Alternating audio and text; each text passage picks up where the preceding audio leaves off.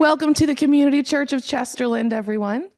Wherever you are on life's journey, you are welcome and wanted here. Today's call to worship is written by Rainer Maria Rilke. Have patience with everything. Have patience with everything unresolved in your heart, and try to love the questions themselves, as if they were locked rooms or books written in a very foreign language. Don't search for the answers which could not be given to you now, because you would not be able to live them. And the point is to live everything. Live the questions now, perhaps someday far in the future. You will gradually, without even noticing it, live your way into the answer. Our children's moment this morning is a picture book called Viola Desmond Won't Be Budged by Jody Nyasha Warner. Viola Desmond won't be budged. Viola Desmond was one brave woman. Now come on here, listen in, and I will tell you why. It was a day with a zing in the air when Viola set out on her way. She waved to Gladys and Susu, who worked for her at Vi's Studio Beauty Parlor. Then she stepped into her car and drove away. And if you can't see her car, it's about the early 50s, maybe late 40s that we're looking at. Viola drove those winter wet roads with care. She had a meeting to attend 3 towns away. But guess what? She never made it there. First, she heard a rattle. Then she heard a clunk. Then the car began to shake. Quick, quick, Viola drove into New Glasgow, Nova Scotia, to a garage. The mechanic said it would take some long hours to fix up the car, so Viola made some plans to pass the day. She walked up the street and down until she came upon the beautiful Roseland Theater. I'll watch a movie, Viola thought, and she stepped up to the window to buy a ticket for the show. Her ticket in hand, Viola found the perfect seat, right down close where she could see real good. But then she felt a tap on her shoulder. She looked up into the face of the usher. "You have a cheap upstairs ticket," she said. "You have to go to the balcony." "Well," said Viola, "that cashier must have made a mistake. I'll just go buy me a main floor ticket." The usher shook her head. "No, you people have to sit in the upstairs section." Right then, Viola understood crystal clear what she was saying. It was 1946. Back then, the Roseland Theater, like a lot of other places in Canada, was segregated. That meant Black people were not allowed to sit, stand, or even be in the same section as white people. Viola felt sad. Viola felt scared. But most of all, Viola felt mad. "Look," she said, "I'm willing to pay the right price, and this is the seat I want, so I'm not moving." "Well," said the usher, and went to tell the manager. "Well," said the manager, and went to phone the police. And before you knew it, all 3 of them came up to Viola to insist that she move to the balcony. But I told you Viola was brave, right? She wouldn't budge, not 1 inch, because she knew the seating rule wasn't fair to Black folks. It was just plain wrong. So the manager and the policeman dragged her out of the theater in a real rough way. The next morning, they took Viola to jail. Can you believe it? She sat on a hard bench all night long and tried to keep her spirits strong. The next morning, Viola was taken before a judge and charged with not paying the proper ticket price. She tried to explain that she was happy to pay more for a downstairs ticket, but they didn't listen to her. Viola was charged a fine of $20, which was a whole lot of money in those days. Then she was free to go. Viola was glad to get back home to her beauty parlor. When people came by to visit, she told them what happened to her in New Glasgow. The story made them angry too. So Viola and the Black community groups in Nova Scotia decided to appeal her charge. A year later, in 1947, they faced the Nova Scotia Supreme Court. But the judges there sure didn't want to talk about racial segregation. They said Viola's case had been fair, and they canceled her appeal right there. Still, Viola's bravery made a big difference. She inspired all kinds of people to fight against segregation, and by the late 1950s, it was made against the law. So come on and join me in saying thank you to Viola Desmond, a real hero who sat down for her rights. The end. My name is Sandy Pangonis. I'm a member of the church here and a retired nurse. In belated honor of International Women's Day, which was March 8th this year, I wanted to talk to you about social justice in the predominantly female profession of nursing. First, a few fun historical facts. The word nurse originates from the Latin word nutrire, meaning to suckle or to nourish, initially referred to wet nurses and later evolved to encompass anyone who cares for the sick. It is to the Christians that one must turn for the origin of the modern hospital. Hospices, initially built to shelter pilgrims and messengers, were under Christian control and developed into hospitals in the modern sense of the word.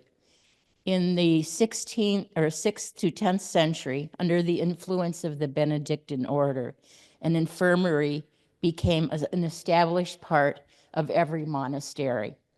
The nuns often served as nurses. During the Middle Ages, beyond the 10th century, monastic infirmaries continued to expand, but public hospitals were also opened, financed by city authorities, the church, and private sources. And then specialized institutions like leper houses also originated at this time. The first hospital in the United States was the Pennsylvania Hospital, founded in 1751 in Philadelphia by Benjamin Franklin and Dr. Thomas Bond. Modern day nursing is thought to originate with Florence Nightingale in the 19th century. This woman, who was born into a life of privilege, recruited other women to accompany her to tend to the soldiers during the Crimean War. These nurses improved sanitary conditions in field hospitals and thus led to improved care and decreased death rates of the injured. The first formal nursing school in the world was the Nightingale Training School for Nurses at St. Thomas Hospital in London, England, established in 1860 by none other than Florence Nightingale. And the first nursing school in the United States, patterned after the Nightingale model, was the Bellevue Training School in New York City, which opened in 1873, just 13 years after the original one in London. In general, nursing has gone from an extension of traditional caretaking to a clinical practice. It is an increasingly demanding, highly technical, physically, and often mentally challenging profession set within an environment that is not without flaws. And the fact that the majority of nurses are female has had a profound impact on the progress or lack of progress within the profession. There is, I think, a lot of parallels with the nursing profession and the teaching profession nowadays. Lots of criticism, lack of respect, those sorts of things. And I'm sure a lot of you, if you don't know nurses, you know a lot of teachers are going through that. So, what's social justice for nurses? Sometimes it's an act that benefits both nurses and their patients at the same time. For instance, low patient-to-nurse ratios. This is extremely important. The benefit that they benefit the patient by providing more time and more interaction with their nurse. And the same goes for the nurse. She has more time to do her job, more time for evaluating and caring for her patients.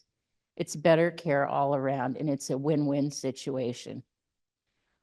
What are some other social justice issues in nursing?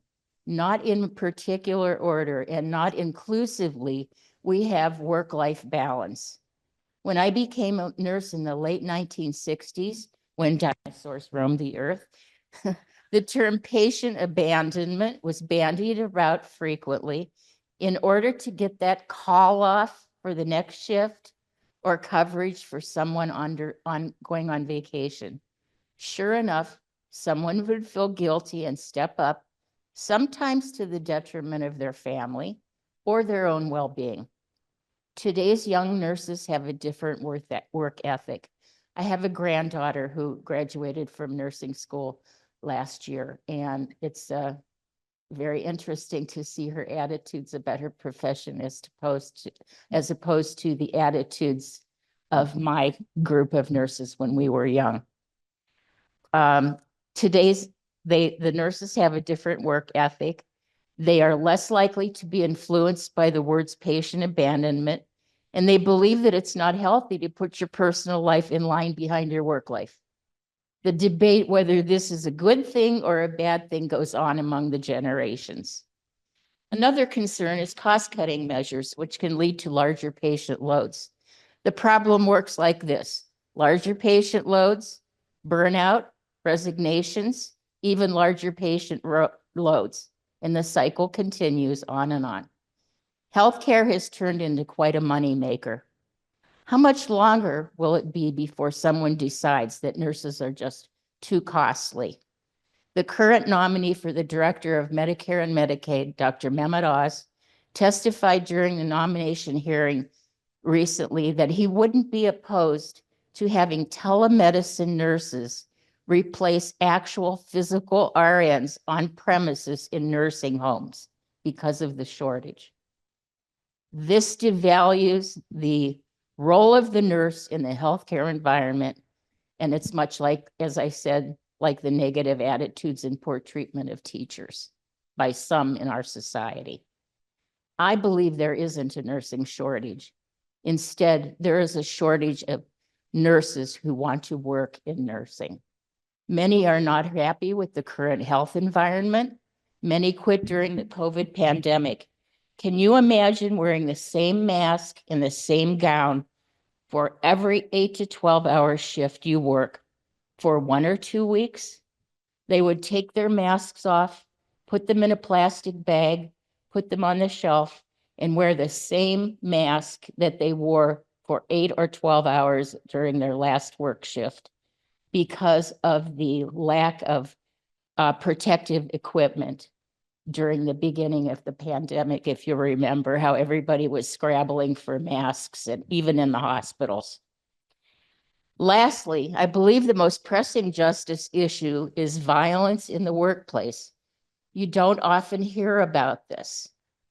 The Press Ganey Company, a leader in patient, member, employee, and consumer experience in healthcare, reported data that was gathered in the second quarter of 2022 that more than 2 nursing personnel were assaulted every hour during that period.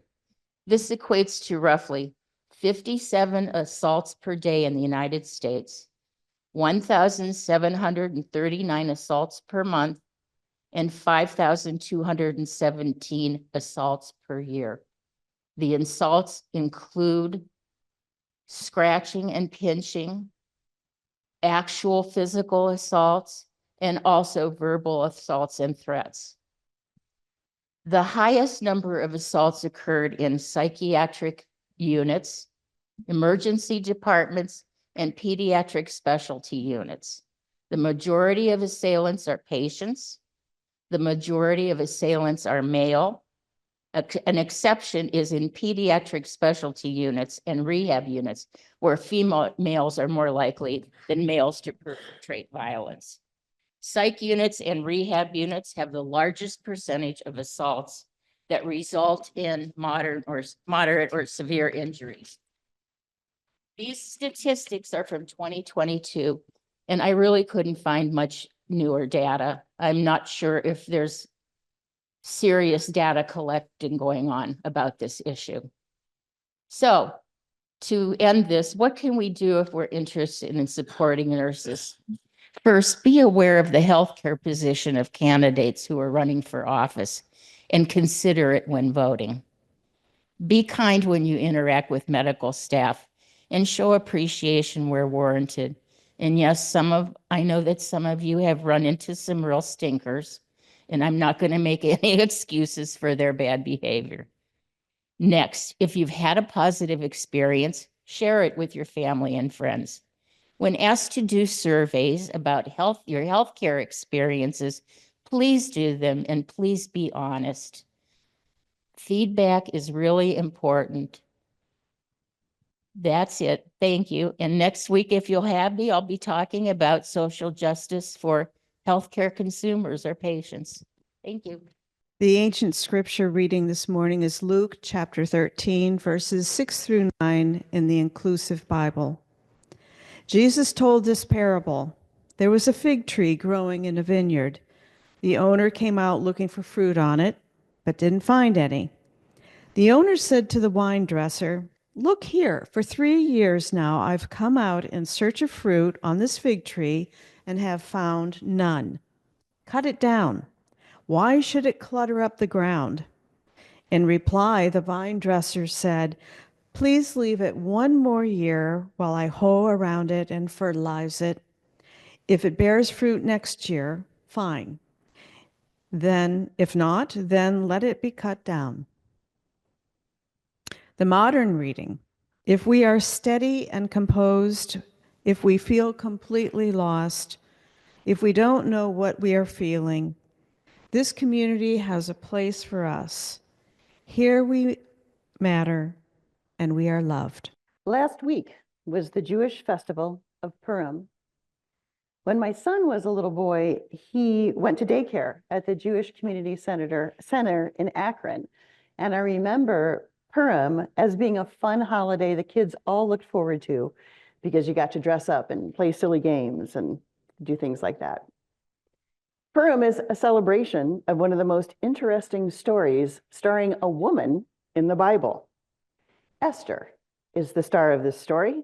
And the reason the kids got to dress up at these celebrations is to honor the way that Esther used her beauty and her brains in a contest to fool a king and his henchmen. The parallels between Esther's story and the times in which we find ourselves, as we're about to hear, are pretty wild.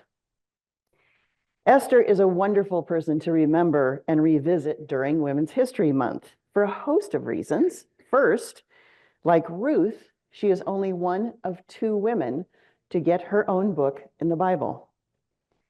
Secondly, and this is intriguing, the book of Esther does not mention God anywhere. It doesn't say God spoke to anybody, whatever. All of the action is centered around Esther and Mordecai and the people in the story. The story, as we'll see, is about Esther's brains and beauty, as well as the wisdom of Mordecai, her adoptive father.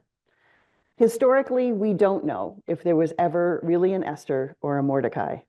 But even if she never existed, clearly the idea of a woman capable of saving the Jewish people was relatable and believable enough and was repeated often enough to get Esther her own book. So here's the story. Our setting is ancient Persia. It begins in a very anti-woman way, making the triumph of Esther at the end all the sweeter. King Ahasuerus throws a big drunken party for all the rich and powerful men. His queen, Queen Vashti, meanwhile, is throwing a party in another part of the palace for the women. At some point in the party, the king sends for Queen Vashti because he wants to show her off to all these drunken men. She refuses. You think? The king does what any pouting, powerful world leader would do and calls his lawyers. I'm not making that up.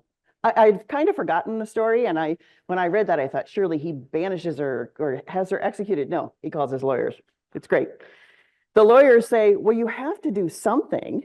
Otherwise, all the women in the kingdom will think they don't have to listen to their husbands.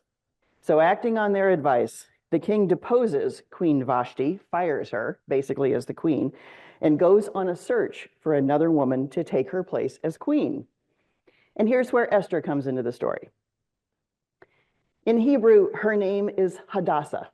Hadassah is still a common name among Jewish women. And it's the name of both a women's magazine for Jewish women and many women's groups in synagogues. Hadassah is still very much a treasured name, and we're about to see why. Esther was an orphan, adopted by her cousin, a man named Mordecai. King Ahasuerus decrees that all the young women in the land be brought to the palace to compete to become the new queen. They didn't have a choice, round them all up. When Esther has to go, Mordecai warns her to not reveal that she is Jewish. The Jews were living side by side with the Persians, but as they so often had found themselves in the ancient world, they were in very much the minority, and it was not always safe to be Jewish. The assembled young women are going to receive a year of beauty treatments. Again, love the Bible for this kind of detail that, like, what? Ready? 6 months of myrrh, of course, right? Whatever. And 6 months of cosmetics. So try that at home. Let me know how that goes. I can't sit still to get my nails done. I'm thinking 6 months of, no, not happening. Anyway. And then the king is going to choose his next queen after this year of beauty treatments. The book of Esther tells us that almost immediately, Esther found favor at court, and the people in charge of this whole thing advanced her as the likely candidate to win the queen job. And every day, her adopted father, Mordecai, walked past the part of the palace where these women were housed to make sure that Esther was okay. Long story short, Esther wins the king's favor, and the king makes her the queen in place of Vashti. Now the story gets interesting. The king promotes a henchman named Haman. Haman is one of the evilest characters in the Bible. The king gives him his signet ring and a huge budget and says, do with it as you see fit. The king gives Haman unlimited power, lets him run around being cruel to people, creating total chaos, and making everyone's life completely miserable. Ring any bells? You can see why this year, like no other, rabbis had a little more to work with during Purim when preaching about Esther. Haman, the king's henchman, writes a decree saying that on the 12th day of the 13th month, different calendar obviously, the Jews would be killed. The Bible says the decree was giving orders to destroy, to kill, and to annihilate all the Jews, young and old, women and children, in one day. An executive order for genocide. Not from the king, but from the person to whom the king had handed unlimited power. Mordecai, along with the other Jews, including Esther, are frantic. Haman is unstoppable and all-powerful, and they all know it. Mordecai sends messages to Esther asking her to reveal herself as a Jew and to ask the king for mercy because the king is head over heels in love with her. Esther replies that she cannot approach the king uninvited. The penalty for doing so is death. Mordecai says, we don't have a choice. The king favors you. We don't have another option. And then he utters one of the most famous phrases in the Bible. Who knows? He asks Esther, perhaps you have come to royal dignity for such a time as this. And so Esther puts what she has learned at court to good use. She waits for the king to notice her. He calls her forward and offers to give Esther her heart's desire, anything she wants. A less experienced person, a less patient person, might have abruptly and in panic mode asked the king to stop the decree that Haman had set in motion.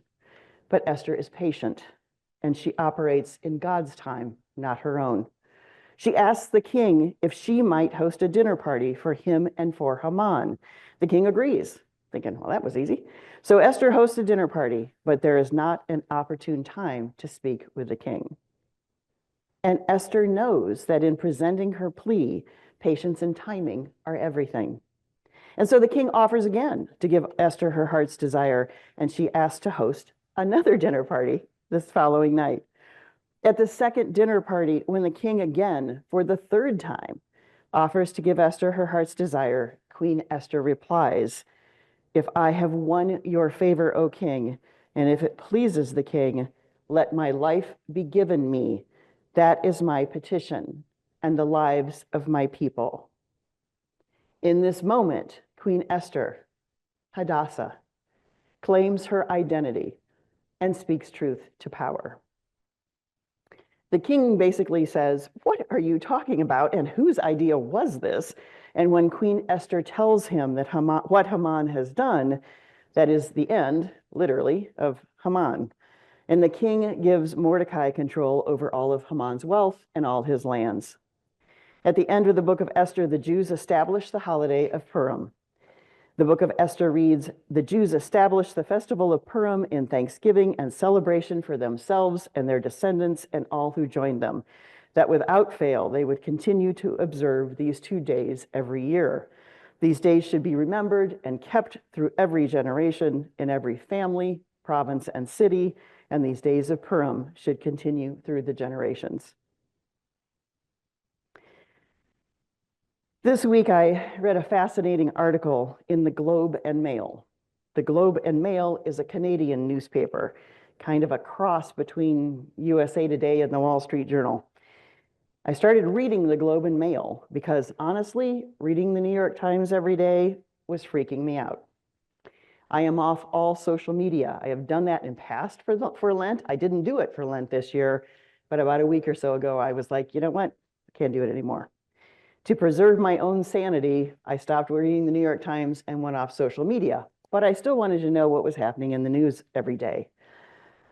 So I tried the Globe and Mail. If your library has a resource called Press Reader, you can read newspapers from around the world for free.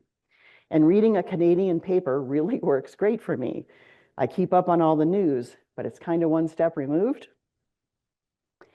This week, there was a big story about anger and outrage and what Canadians are feeling as they face a moment not unlike Esther's, where they must step into and claim their identity, asking themselves, what if I am here for such a time as this? It's a heartbreaking article, especially if you have friends and loved ones in Canada or have traveled there, as many of us have, being so close to the border, or have colleagues and business associates like I have at Toronto Public Library. It's heartbreaking, I think, because underneath that outrage, there is an innocence destroyed. It's an innocence that for us, sadly, died a long time ago. Haman has been on the loose here for a while. Our Canadian friends are getting hit with the reality that the world isn't what they always believed it to be. And as loving friends and neighbors, that's hard to watch, especially when you're helpless to do much about it. The author, Erin Anderson, has some great things to say about anger, but also about intentionality and patience, two very Esther-like qualities. Anderson writes, "So while it is still early in our season of national outrage, students of history's anger and science would call time out for a team huddle. Our next steps matter, and the definition of this perfect for the moment call to arms demands that we take notice of anger that harms and anger that helps." She continues, "The first is reckless, and the second is reasoned. As those who have fought and still fight for freedom and justice would warn, only one holds fast to values such as empathy and tolerance. Only one with deliberate attention won't sputter and flame out. Only one is most likely to achieve the end game." Erin Anderson's thoughtful musings on anger and how best to harness it would have resonated with Esther. Confronting the king or flying in to accuse Haman in anger would have probably cost Esther her life and wouldn't have stopped anything. Mordecai didn't get that, but she did. Being strategic and intentional were only half the battle. Lots of people in the Bible and lots of people walking around today are strategic and intentional. What Esther brought to the conversation and what Anderson infers is this article is that patience is everything. In our reading today, the landowner has had it. He's so over that stupid tree. He's tired of looking at it. It won't flower. It won't produce figs. Enough already. But the gardener knows that not everything happens on our timeline. The gardener knows that power and money can do an awful lot of things, but it can't make a tree produce fruit. Only patient tending can do that. Never, ever mistake patience for passivity. Those are not the same thing. And that's what Anderson is trying to tell her fellow Canadians. Action feels good when we're angry, but if it's misdirected or not sustainable, it's fruitless, kind of like that fig tree. But that gardener knew, and what Esther knew, was that the king and Haman, and even in some ways Mordecai, were on their own timelines, not God's. Esther waited patiently for the right time and took time to craft the right words. Buddhists call this skillful means, and it's a highly praised Buddhist aim. If we achieve skillful means, we've brought peace and resolution and an end to injustice without harming others. I once heard a very smart karate instructor tell a bunch of little kids that when they felt angry, they should picture their anger as a Jedi Knight's lightsaber and keep that lightsaber for when they really needed it, and to use it with strategy and skill to bring change, not to hurt the other person. I don't know if any of the kids remembered that lesson, but I did. Esther, too, leaves us with some valuable lessons. Patience is not passivity. There is more than one way to fight injustice. What matters is not letting your anger find an outlet. What matters is using that anger to stoke the fires of your resolve. And perhaps most importantly, Esther teaches us to be true to ourselves, to be true to our identity as people of faith. Time and time again, the people in our history were in the right place at the right time to fight countless injustices. And perhaps, like us, Esther, we are here for such a time as this. Friends, we invite you, as Jenny talked about this morning, to celebrate Women's History Month with us in defiance of the executive order banning celebration of Women's History Month in federal offices, and in defiance of the misogynistic administration's attempt to turn DEI into a slur. We practice resistance by celebrating at home, at church, and in other safe spaces. You can celebrate this week by Googling Viola Desmond, the woman from our picture book this morning, another tip of the hat to our Canadian friends and their proud history. Or if you're in the mood to view, there is a PBS documentary. I did not know there was one on Amy Acton. I can't wait to see it because I get to go to a big literacy fundraiser and hear Amy Acton speak. Yes, I'm fangirling. Here we go. But there's another PBS documentary that I really thought was cool that you might like, called Daring Women Doctors, Physicians in the 19th Century, that is available both on Hoopla and Canopy, free from your library.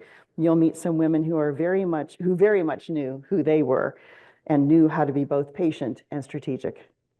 And you can Google a 15-year-old girl named Claudette Colvin, C-O-L-V-I-N. I did not have time for 2 picture books this morning, and it was a tough choice. Claudette Colvin was arrested in Montgomery, Alabama at the age of 15 when she refused to give up her seat on a bus to a white person. Ms. Colvin did that 9 months before Rosa Parks, who was so inspired by Claudette Colvin that she did the same. Together, they changed history. Thank you, Community Church of Chesterland. Blessed be and amen. Go your ways, knowing not the answers to all things, yet seeking always the answer to one more thing than you know. Blessed be and amen.